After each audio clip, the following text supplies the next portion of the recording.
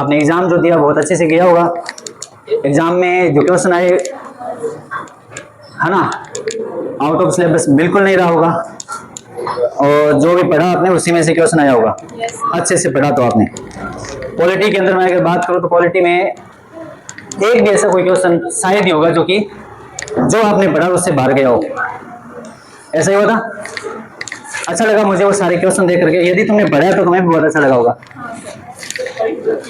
ऐसा कोई विद्यार्थी जो पॉलिटी के क्वेश्चन गलत हो रहे हैं जिनके? किसी के नहीं? बताओगे नहीं? अभी तो मिला ही नहीं अभी तक। वैसे मामला सेट बैठा था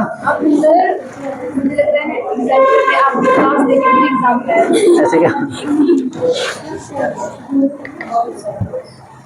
नया बच्चा कौन है आज? आप हो। और तुम पुराने हो सारे। बाकी ये कहाँ गए इधर वाले? गायब हो गए क्या? चलो ठीक है। आज हम कुछ अधूरा जो बाकी पड़े हमारा मैटर उसको पूरा करेंगे। उसके बाद हम बात करेंगे संसद में जो विधायी कार्य है या फिर कार्यपालिका पे जो नियंत्रण रखने के लिए जिन समितियों का निर्माण किया जाता है उन समितियों की बात करेंगे। ठीक है, समितियां क्या होती है, समितियां कब आई, कैसे आई, कौन कौन सी समितियां किस प्रकार से अपनी भूमिका का निर्माण करती है, उन सब चीजों को। समितियों से अक्सर क्वेश्चन बहुत ज्यादा पूछे जाते हैं और इसलिए अगर एग्जाम आप देखते हो तो उसे पता चलता है ना।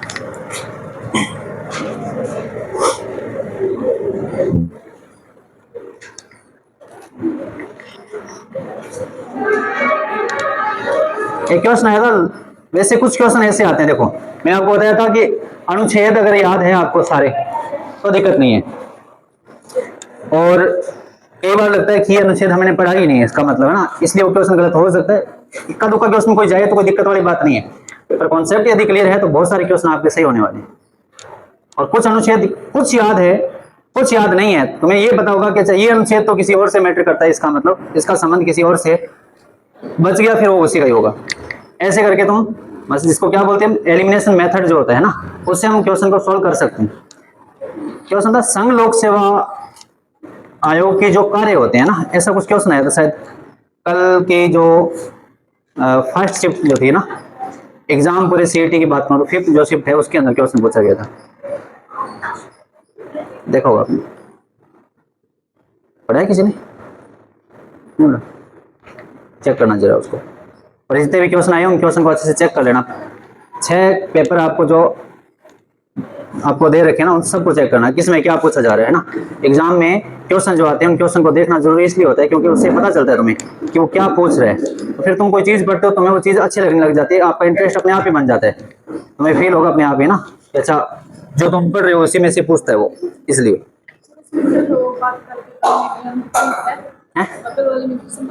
हाँ ऑप्शन क्या था उसके अंदर? अनुच्छेद 20 और 21 निलंबित नहीं होता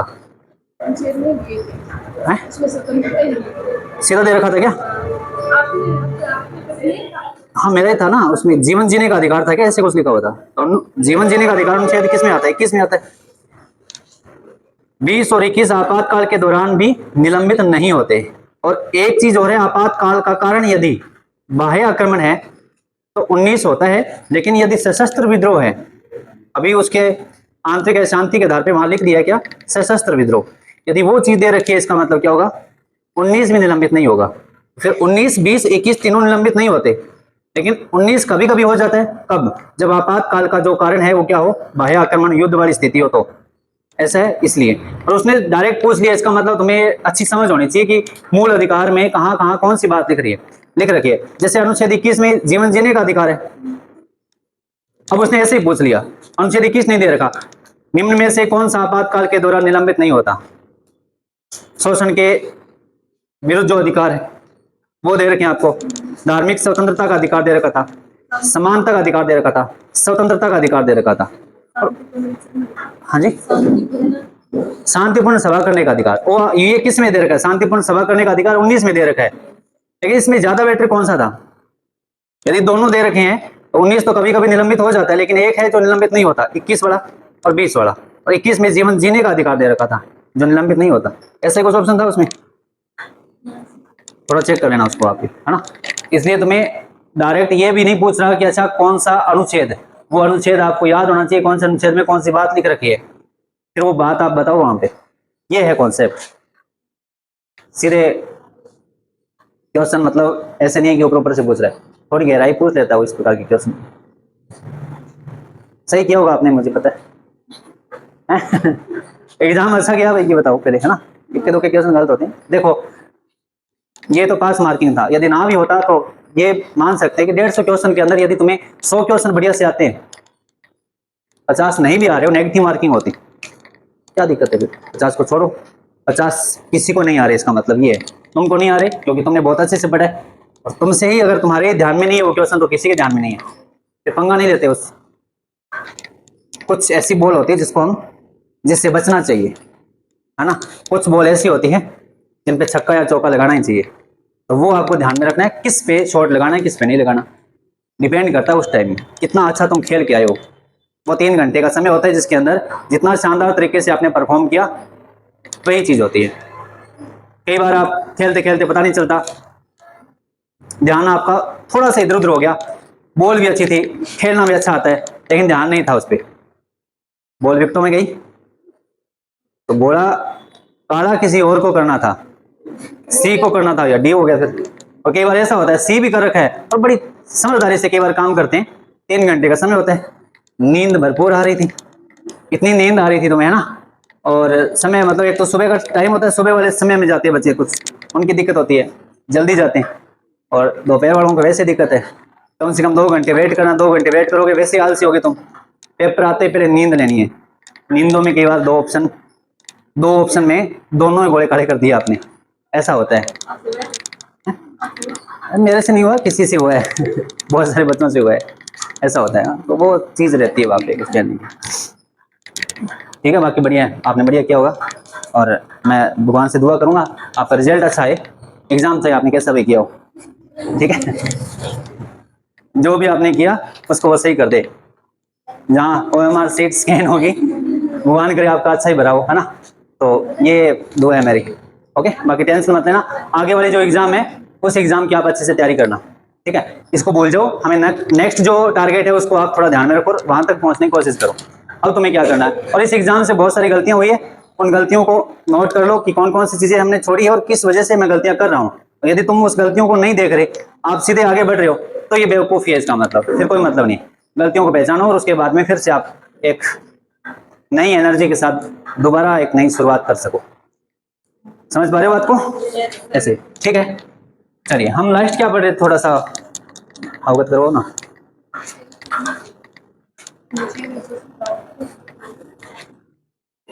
संविधान संशोधन पढ़ रहे थे ना।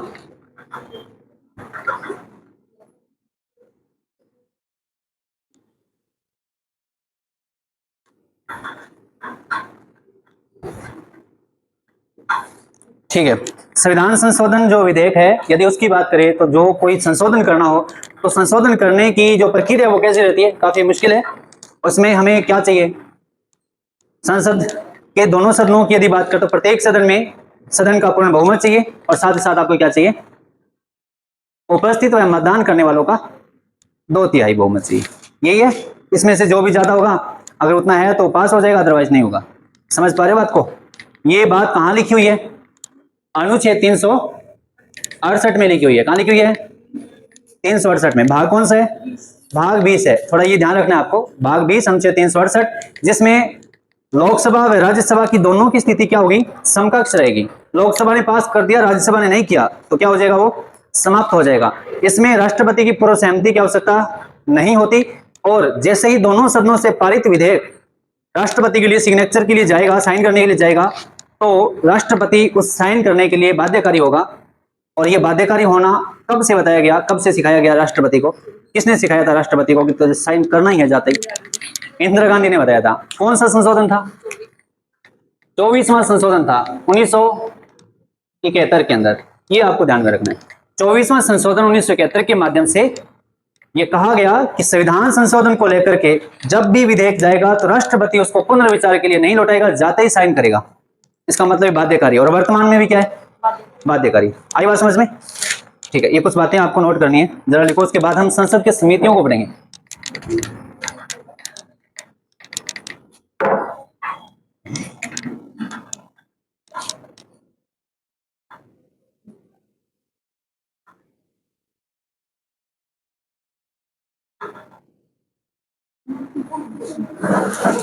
राज्यपाल से जुड़े हुए क्वेश्चन काफी आ रहे थे ना, प्रत्येक एग्जाम में राज्यपाल से जुड़ा हुआ क्वेश्चन आ ही रहा था। तो तुम्हें पता होना चाहिए कि राज्यपाल से क्वेश्चन आ रहा है, तो राज्यपाल के इर्द गिर्द जो भी चीजें होती है उनको पढ़ो। हाँ, नीति निर्देशक तत्व में से है, मूल अधिकार में से भी आया था क्या, कुछ आया था? हाँ, अरे प्रस्तावना से क्वेश्चन आया था। प्रस्तावना मैंने आपको बताया था कि याद कर लो अच्छे से, एक एक चीज याद कर लो। और मैंने आपको ये बताया था, याद करने का मतलब ये नहीं कि अच्छा आप सोच रहे सर इसको याद करने से क्या फायदा, उसने सीक्वेंस पूछ लिया आपसे, सीक्वेंस बता दो। बहुत अच्छे क्वेश्चन आते हैं उसमें। हम भारत के लोग आ गया पहला ही, है ना? कहाँ लिखा हुआ है ये? स्टार्टिंग में लिखा हुआ है, ये चीज पूछ ली उसने, वो पूछ सकता है। हाँ, कौन से संशोधन से 3 शब्द नहीं जोड़े आज तक प्रस्तावना के अंदर एक बार संशोधन हुआ है, और कब हुआ? जब इंदिरा गांधी का मन किया, जब उसका मन किया तो सब कुछ चेंज किया, उस टाइम प्रस्तावना का भी नंबर आ गया था।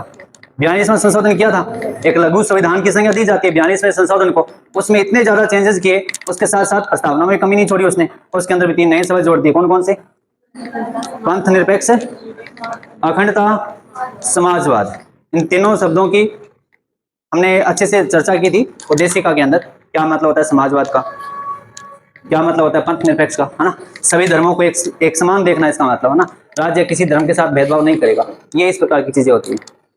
ठीक है, समझ आ रही बात? चलिए एक मिनट।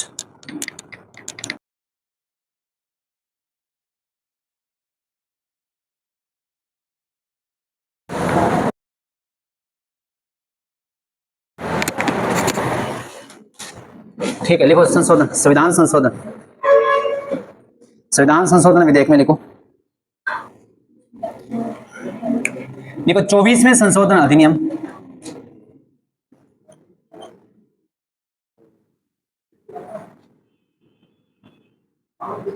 1971 के माध्यम से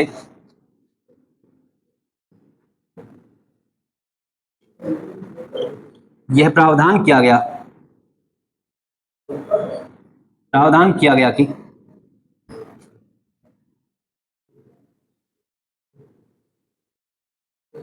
संविधान संशोधन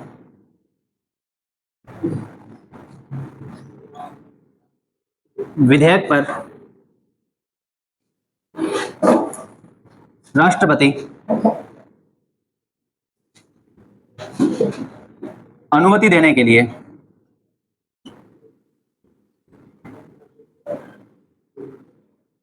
बाध्यकारी होगा, अनुमति देने के लिए बाध्यकारी होगा। वह वर्तमान में यह स्थिति यथावत है, अभी भी यही स्थिति बनी हुई है।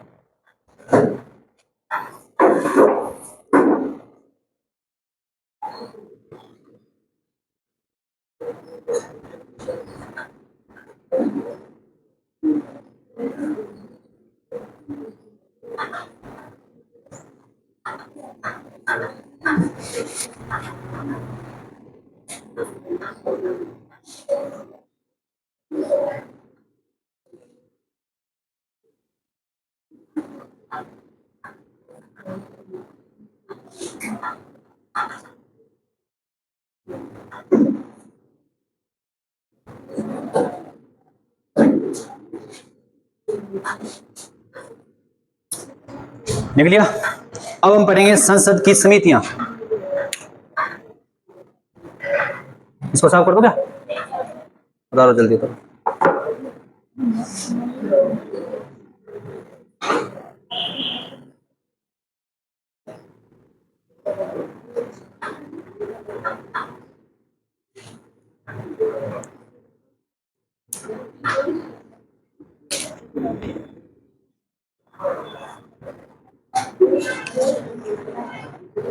बता लिया? चलिए बात करें संसदीय समितियों के बारे में।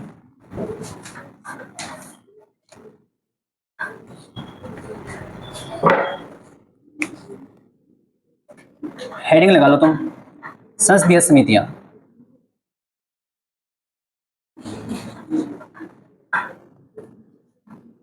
पहले तो आप जानो इसके बारे में, समितियों का कार्य क्या होता है, क्या काम करती है समितियां। संसद के अंदर विधायी कार्य होते हैं, विधायी कार्यों के बारे में किसी भी कार्य को लेकर के जांच करना किनका काम होता है, समितियों का। साथ ही साथ जो कार्यपालिका होती है उसके ऊपर पूरी तरह से नियंत्रण रखने का काम किया जाता है, किसके द्वारा, समितियों द्वारा। आगे बात समझ में। लेकिन संविधान में कहीं भी स्पष्ट रूप से समितियों का उल्लेख नहीं है, कहीं भी। अनुच्छेद हम 118 जब पढ़ते हैं, अनुच्छेद 118 एक ही बात करते हैं, तो वहां इसके बारे में कुछ बातें लिखी हुई है जिससे हम ये इस प्रकार की समितियां बनाने के लिए हम कह सकते हैं। अनुच्छेद 118 के अंदर लिखा हुआ है जैसे कार्यवह, नियम, इसके बारे में मतलब प्रक्रियाओं का उल्लेख है, किस प्रकार से किस कौन कौन सी चीजें चलेगी संसद के अंदर, है ना। तो उसके तहत हम क्या करते हैं, समितियों का निर्माण करते हैं। आगे बात समझ में। वैसे अगर बात की जाए स्पष्ट रूप से तो कहीं भी समितियों का उल्लेख नहीं है। कहाँ है, अगर अभिव्यक्ति जो होगी वो कहाँ होगी, अनुच्छेद 118(1) में। आगे बात समझ में। कुछ समितियां जो स्थायी होती है, कुछ समितियां अस्थायी होती है, हम सब के बारे में बात करेंगे। स्थायी समितियों की जो टाइम पीरियड होता है वो कितना रहता है, जैसे आपने कई नाम सुना होगा, जैसे लोक लेखा समिति। क्या काम करती है लोक लेखा समिति, जैसे आपके सामने एक नया नाम आएगा, नियंत्रक है, महालेखा परीक्षक, है ना। सरकार के जो खर्चे होते हैं उनकी जांच करती है ना। उन जांच जो सॉरी जो जितना भी खर्चा है उसके बारे में एक रिपोर्ट तैयार करती है ना। नियंत्रक व महालेखा परीक्षक की बात करें तो उसको जांच करने का काम सौंपा जाता है किसको, लोक लेखा समिति जो होती है वो इस प्रकार की चीजें करती है। तो वास्तव में कौन लोग होते हैं इसके अंदर, काफी दिलचस्प है।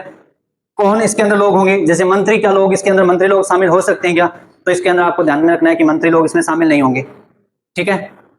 और क्या हो सकता है, विपक्ष का जो नेता, कब विपक्ष का नेता इनका मतलब अध्यक्ष बनता है इन समितियों का, इसके बारे में हम बात करेंगे। 1967 के अंदर किस प्रकार की प्रतिक्रिया रही। अच्छा, विपक्ष का नेता ही इनका अध्यक्ष क्यों बनता है, इसके पीछे कारण क्या रहा होगा। मतलब इस प्रकार की चीजों को पढ़ोगे तो आप थोड़ा सा रिलेट कर पाओगे चीजों को। संसद में कार्य कैसे चलते हैं, सरकार खुद ही कोई काम करती है, खुद ही जांच कर लेती है, तो फिर कोई मतलब नहीं रहता। नियंत्रक महालेखा परीक्षक की बात करें तो वो जांच करने वाला काम होता है, उसके पास सारी रिपोर्ट तैयार करता है वो। और उसको नियुक्त करने का काम किसका होता है, राष्ट्रपति का। राष्ट्रपति को सलाह कौन देता है, मंत्रिपरिषद। इसका मतलब वही सारे काम कर रहे हैं, वही खर्चे कर रहे हैं, वही जांच करें खुद की। तो इसका मतलब वास्तव में सही प्रकार की जांच आ सकती है क्या, नहीं। इसका मतलब विपक्ष वाला आकर के उसकी जांच करे कि मैं करता हूँ जांच, देखता हूँ उन्होंने कितना खर्च किया, तो लगता है कि जांच ठीक सही तरीके से हो सकती है। समितियां कुछ इसी प्रकार से कार्य करती हैं। कुछ बातें लिखनी है एक बार अपने को, उसके बाद आगे पढ़ेंगे हम। लिखो जरा।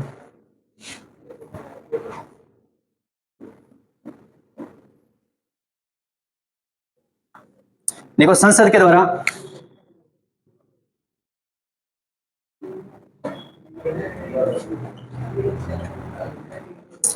विधायी कार्यों को संपन्न करने,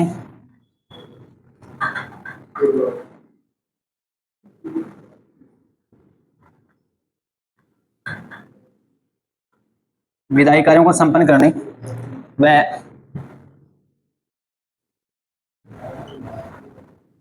कार्यपालिका पर नियंत्रण रखने का, कार्यपालिका पर नियंत्रण समितियों द्वारा, ऐसे लिखना,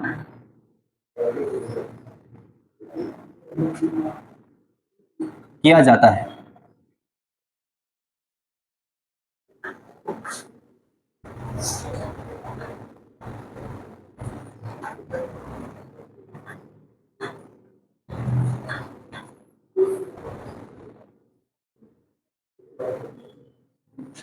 नेक्स्ट लिखो, संसद और क्या करती है, अच्छा समिति क्या करती है, और संसद में जो भी विधेयक रखे जाते हैं उन विधेयकों की अच्छे से छोटी सी छोटी जांच, जो जांच करनी होती है वो कौन करती है, समितियां ही करती है। इसका मतलब ध्यान रखना, कोई समिति बनाई जाएगी, वो इस विधेयक के बारे में जांच करेगी, क्या कमी है, कोई कमी है तो उसके बारे में अवगत करवाएगी, उसके अंदर फिर कोई नई चीज जोड़ तोड़ करना है तो वो बता सकती है समितियां। ये चीज आपको ध्यान रखनी। देखो,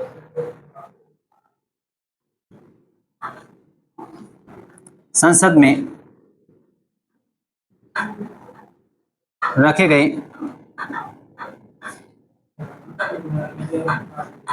विधेयकों की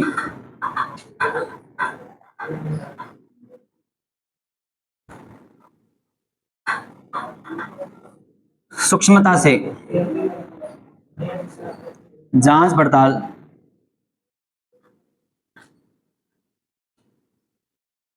समितियों के माध्यम से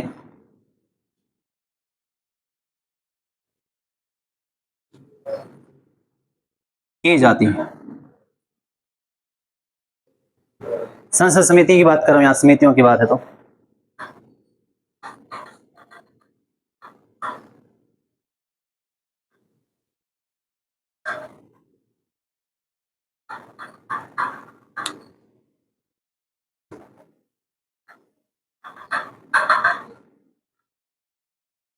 नेक्स्ट लिखो। अच्छा, समितियों का उल्लेख कहीं भी नहीं है संविधान में, तो आपको अनुच्छेद याद रखना है कौन सा, अनुच्छेद 118। उसके अंदर आपके बताया कार्य संचालन या प्रक्रिया नियम इस प्रकार की चीजों का उल्लेख कर रखा है, तो उसके तहत हम समितियों का निर्माण करते हैं। अनुच्छेद 118(1), ध्यान रखना थोड़ा सा, लिखो ये बात लिख लो।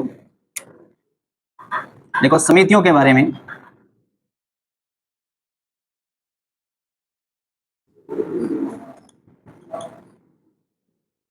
संविधान में स्पष्ट रूप से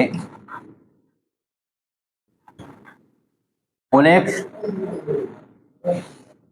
नहीं किया गया है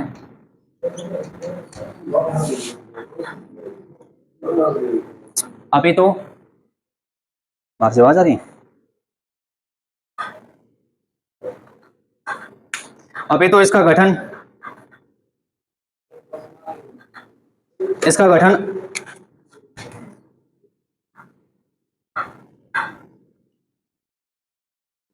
अनुच्छेद 118(1) के अंतर्गत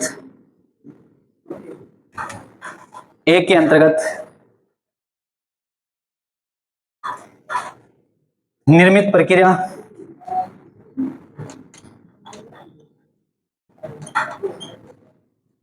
व कार्य संचालन नियमों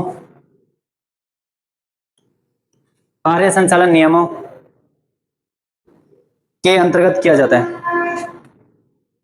के तहत किया जाता है, इसलिए लिख लो किया जाता है। इसका गठन कैसे होता है, अनुच्छेद 118(1) के अंदर लिखा हुआ है निर्मित प्रक्रिया कार्य संचालन, इस प्रकार की परिभाषा लिखी हुई है कि नियमों के तहत किया जाता है।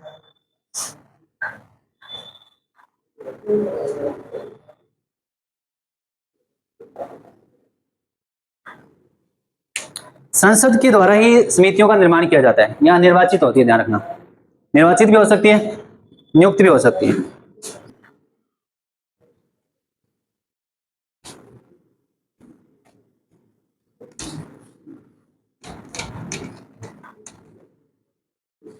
होगा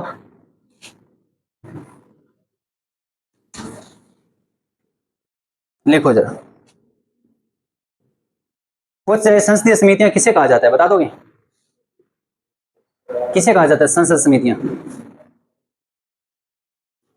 ऐसी समितियां जिनकी नियुक्ति कौन करती है,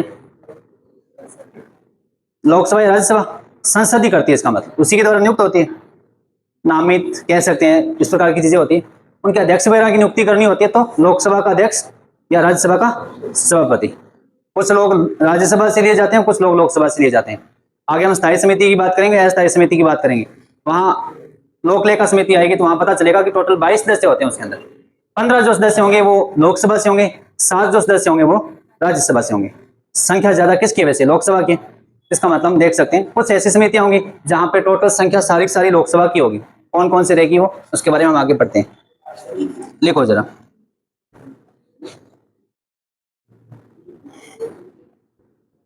देखो संसदीय समितियां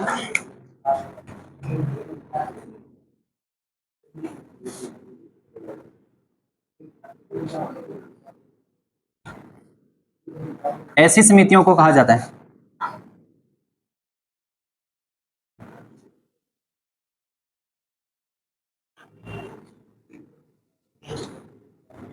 जो सदन द्वारा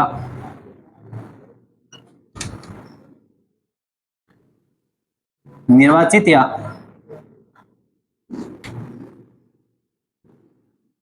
नियुक्त की जाती है। संसद द्वारा निर्वाचित या नियुक्त की जाती है।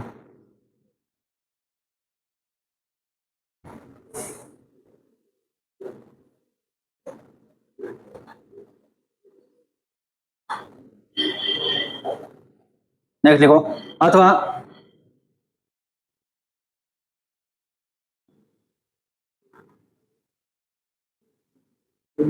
जिसे लोकसभा या राज्यसभा द्वारा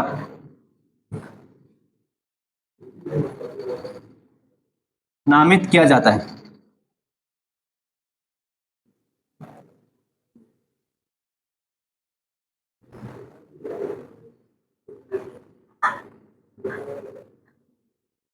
वह लोकसभा व राज्यसभा द्वारा लोकसभा राज्यसभा के अध्यक्ष व सभापति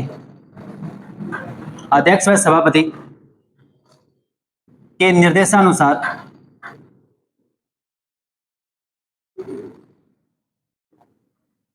कार्य करती है। या नामित की बात करें, लोकसभा राज्यसभा के अंदर जो अध्यक्ष होंगे या सभापति होंगे उनके द्वारा ही क्या की जाएगी, नामित होगी। और लोकसभा राज्यसभा के जो अध्यक्ष है सभापति उनके निर्देशानुसार ही क्या होगा, कार्य होगा। ये चीज आपको ध्यान में रखनी है। अच्छा, ये अपना प्रतिवेदन किसको देते हैं? रिपोर्ट जो सौंपती है वो किसको सौंपती है? समितियां। रिपोर्ट किसको देगी? ये इंपॉर्टेंट बात है। जैसे हम बात करते हैं कि नियंत्रक व महालेखा परीक्षक जो होता है ना, अगर उसकी हम बात करें तो वो अपना रिपोर्ट प्रतिवेदन किसको देती है? उसने रिपोर्ट तैयार कर ली, वो अपना प्रतिवेदन जो है वो राष्ट्रपति को देगी, है ना। मतलब हम क्या की बात करें, नियंत्रक महालेखा परीक्षक रिपोर्ट तैयार करने के बाद किसके पास जाएगी रिपोर्ट? राष्ट्रपति। राष्ट्रपति उसको किस में रखवाएगा? सदन में। ये चीज आपको ध्यान रखनी है, ठीक है। लिखो जरा, नेक्स्ट लिखो।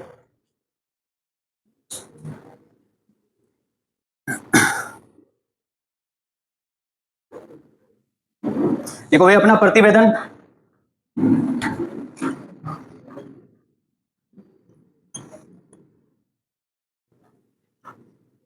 वे अपना प्रतिवेदन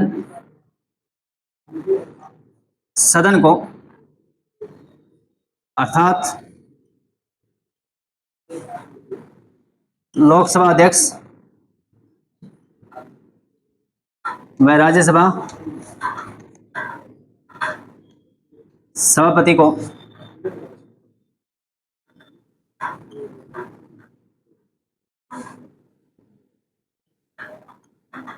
सौंपती है।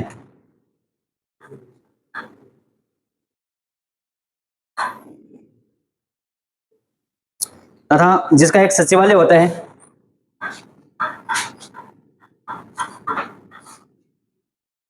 जिसका एक क्या होगा?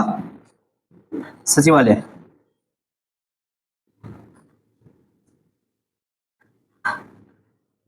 जिसका एक सचिवालय होता है वह जिसकी व्यवस्था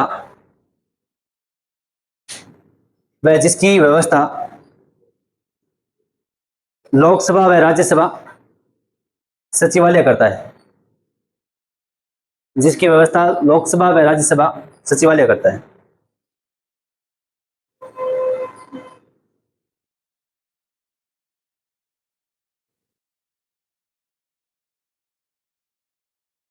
सचिवालय को लेकर हम आगे बात करते हैं अनुच्छेद 98 के अंतर्गत, है ना। अनुच्छेद 98 में लिखा हुआ है सचिवालय होगा।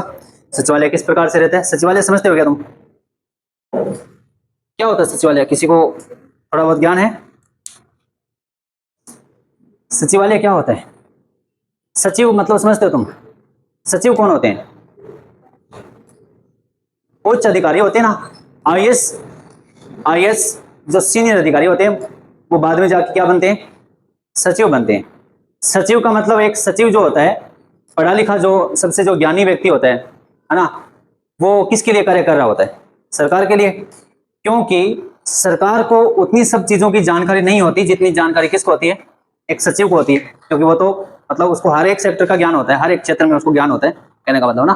तो इस वजह से सचिव जो होता है ना, वो सचिव सारी चीजों की देख रेख करता है। किस प्रकार से, जैसे सपोज करो किसी भी मतलब प्रधानमंत्री को कहीं जाना है और उसको किस जगह पे किस प्रकार का भाषण देना है, उस भाषण को तैयार कौन करेगा? सेक्रेटरी, सचिव की बात करें वही करता है। तो ये सारी तमाम चीजें हैं वो उसके लिए तैयार करके रखता है। प्रधानमंत्री को जाके बोलना ही है और कुछ नहीं करना। काम जो सारा है वो किसके ऊपर होता है? सरकार, वाकई जो सरकार चलती है उनके पीछे जो सबसे बड़ा, अगर हम बात करें जिसका हाथ है कि सरकार चलाने में, वो किसका होता है? सचिव का होता है। मेरे को एक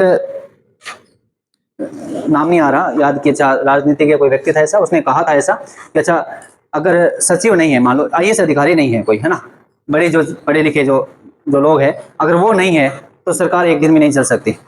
और सरकार में जो लोग, प्रधानमंत्री नहीं है और वो है, तो सरकार चल सकती है। मतलब ये हुआ कि उनके बिना सरकार चलाना क्या है? असंभव है। आ रही बात समझ में? और क्यों असंभव है? क्योंकि उनको सब चीजों का ज्ञान होता है, कहाँ कौन सी चीज करनी है, सब चीजों का अच्छे से पता होता है उनको ना। ये चीज आपको ध्यान में रखनी। नेक्स्ट लिखो। अब हम बात करेंगे संसदीय समितियों को हम दो भागों में बांटेंगे, विभक्त कर रखा है दो भागों में। एक तो होती है स्थायी समिति और एक होती है अस्थायी समिति। लिखो जरा, संसदीय समितियों को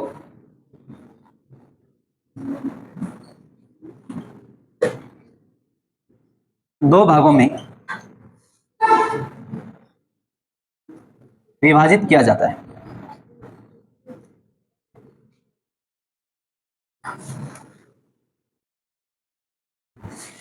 एक तो होती है स्थायी समितियां,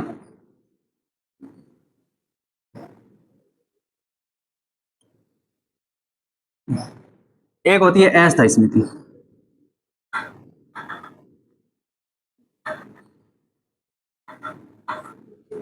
दो प्रकार की समितियां।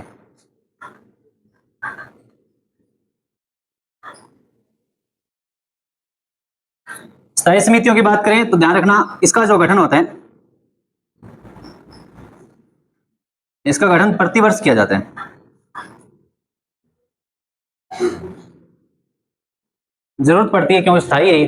अस्थायी की बात करें तो इनका जो गठन होता है, विधेयक, कोई भी विधेयक है उसकी जांच पड़ताल करने के लिए किया जाता है। लिख सकते हो तुम, इसका गठन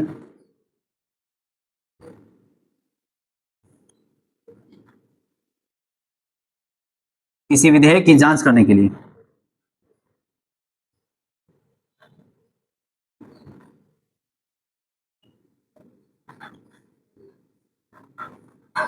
जांच करने के लिए किया जाता है, लिख लेना इसे।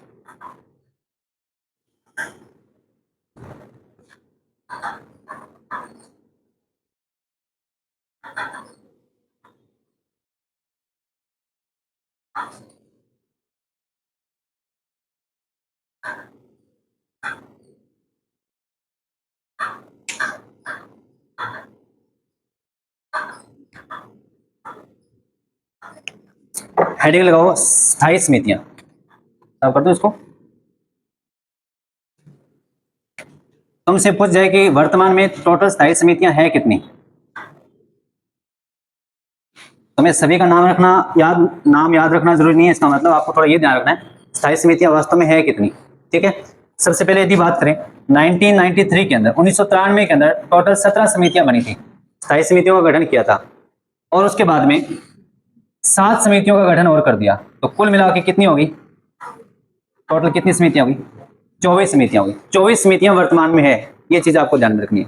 ठीक है, तो इनका जब गठन होता है तो ये स्थायी बन चुकी है, तो इसका मतलब ये होता है कि इनका प्रत्येक वर्ष गठन करना ही पड़ता है। कौन से सदस्य आएंगे, किस प्रकार से आएंगे, वो तय करता है। मतलब संसद में या लोकसभा या राज्यसभा की बात करें, अध्यक्ष कौन होगा, किस प्रकार से रहेगा, है ना, ये चीजें आपको। अब हम स्थायी समितियों की बात करें तो उसके अंदर हम देखेंगे कि अच्छा अभी विपक्ष का नेता जो होता है वो उसका अध्यक्ष रहता है, और क्यों रहता है, इसके पीछे कारण क्या होगा, है ना। तो ये सारी चीजें पढ़ेंगे। लिखो जरा, 7 जो है वो आपको ध्यान में रखना है, 2004 में आई थी। ठीक है, टोटल कितनी होगी? 24 होगी। 1993 में कितनी? 17। 2004 में कितनी और बन गई? 7। कुल मिला के कितनी होगी? 24 होगी। ठीक है, लिखो जरा, लिखो स्थायी समितियों के आगे लिखो स्थायी समितियां। लिखो जरा, देखो संसद में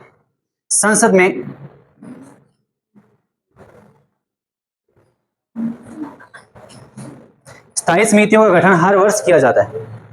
संसद में स्थायी समितियों का गठन हर वर्ष किया जाता है?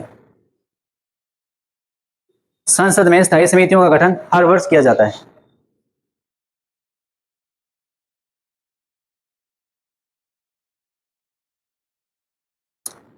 हर वर्ष किया जाता है। तथा लोकसभा की नियम समितियों की अनुशंसाओं पर तथा लोकसभा की नियम समितियों की अनुशंसाओं पर लोकसभा की नियम समितियों की अनुशंसाओं पर नियम समितियों की अनुशंसाओं पर 1993 में 1993 में 17 स्थायी समितियों का गठन किया गया।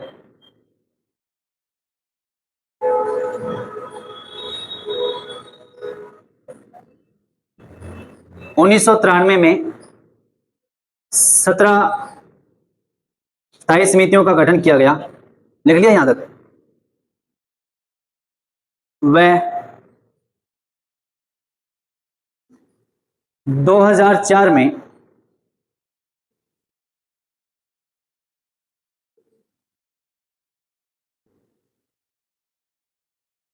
2004 में 7 और स्थायी समितियों का गठन किया गया। 2004 में 7 और स्थायी समितियों का गठन किया गया।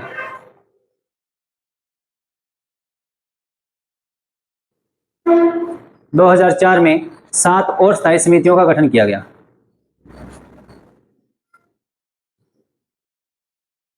तथा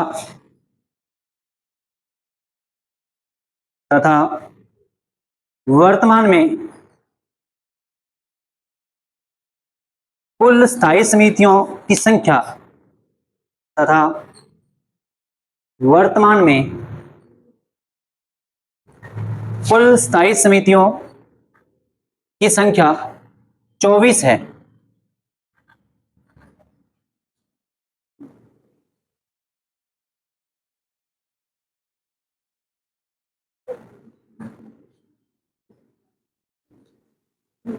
इसका वर्गीकरण और करेंगे हम।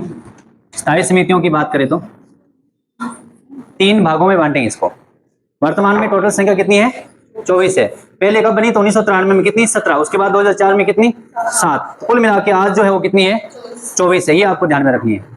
कौन बनाती है ये? सिंपल कहानी है इसका मतलब संसद द्वारा यदि बात करें तो उसके अंदर या तो निर्वाचित होती है या फिर नियुक्त की जाती है। इस प्रकार की चीजें हमने देखी, इससे पहले की बातें हमने पढ़ी वहां तो।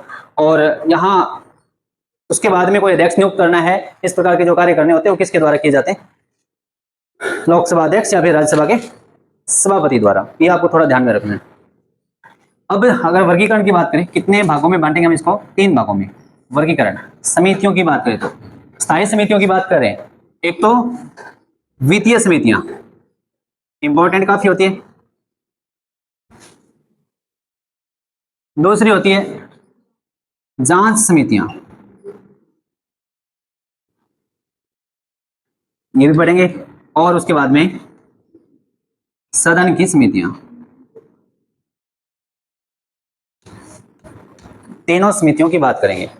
सबसे इंपॉर्टेंट कौन सी है? वित्तीय समितियां। वित्त है, वित्त तो सबसे इंपॉर्टेंट है। इसका मतलब धन से जुड़ी हुई बात क्यों नहीं इंपॉर्टेंट होगी, है ना? होगी कि नहीं होगी?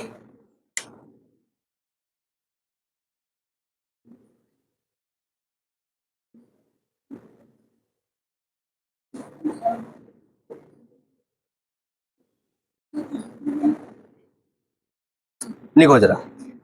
सबसे पहले हम वित्तीय समितियों की बात करेंगे। बता लिया इसको। वित्तीय समितियों की बात करें तो संसद के अंदर यदि सबसे जो इंपॉर्टेंट समिति है वो कौन सी है? वित्तीय समिति। ये कौन? खुशबू नहीं है ये, है? ऐसी खुशबू लग रही है जैसे कोई मेहंदी भी लगा रहा है और कचौरी भी खा रहा है।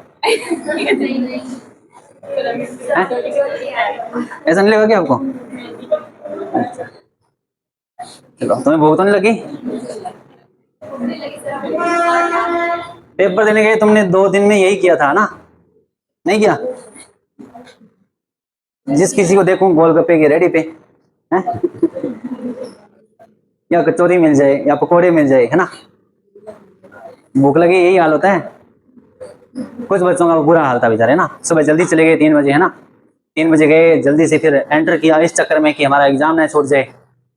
अब एंटर कर गए तो फिर वापस नहीं आए, फिर 5 घंटे वहीं व्यतीत करने। और तुम ऐसे बच्चे, जब तक घर से खाना खिला के ना भेजा जाए, तुमसे तो एक अक्षर ना पढ़ा जाए, फिर पेट में वो गोल्ड गोल्ड है। ऐसा हुआ किसी के साथ? नहीं हुआ क्या? हुआ, बताता कोई नहीं है। अच्छा, खाना खा सुबह 3 बजे? अच्छा, जिसका 3 बजे की बात कर, 3 बजे एग्जाम था, तो हुआ था आपके साथ ऐसा? हुआ था क्या? खाना ही नहीं खाया?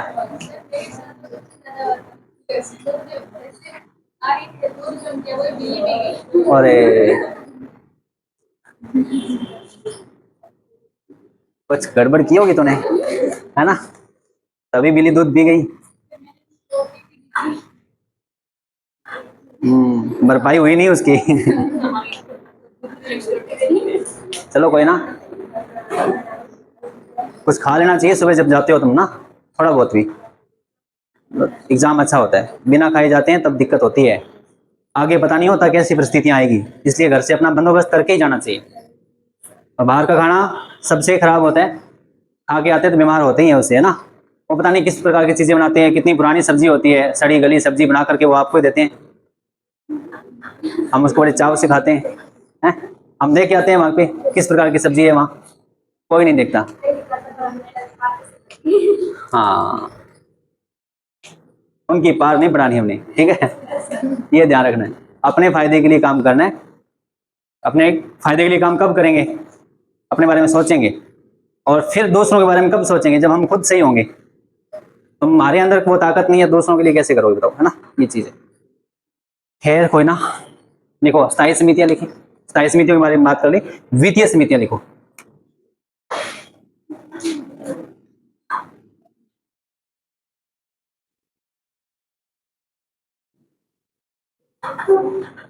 वित्तीय समिति, यहां से शुरुआत होगी अपनी कल।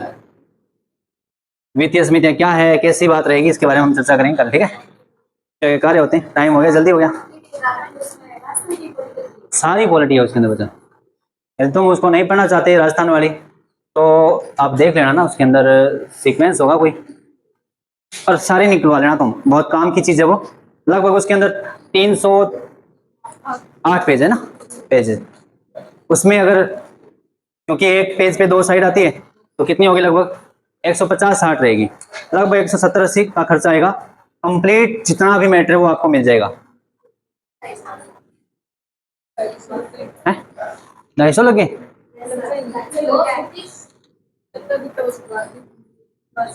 एक बार निकलवाना मत, फिर मैं आपको मैं बताऊंगा कहाँ से निकलवानी है, ठीक है।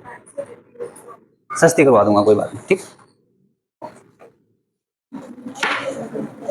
निकलवानी हो उससे पहले मेरे से संपर्क कर लेना तुम, ठीक है।